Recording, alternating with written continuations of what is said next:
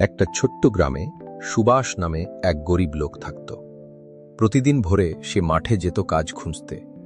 তার সংসারে ছিল বৃদ্ধ মা আর ছোট বোন মিনা। খুব কষ্টে দিন কাটত তাদের।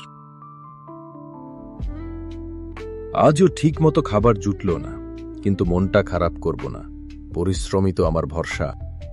তার স্ত্রী মালা প্রতিদিন কিছু চাল আর ডাল জোগাড় করে রান্না করত। তুমি এত কষ্ট করো সুভাষ, কিন্তু ভাগ্যটা বুঝি আমাদের দিকে নেই।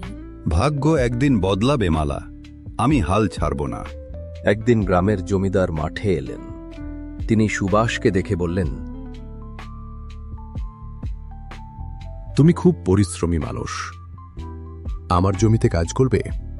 মজুরি আগের চেয়ে দ্বিগুণ দেব। ধন্যবাদ বাবু, এই সুযোগটাই হয়তো আমার জীবনের মোড় ঘুরিয়ে দেবে। সেদিন থেকেই সুভাষ নতুনভাবে জীবন শুরু করল।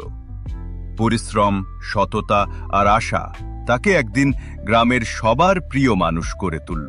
বলো তো সুভাষ, বলেছিলে না ভাগ্য বদলাবে? হ্যাঁ, মায়া প্রশমী লোকের আশা পূরণ হয়।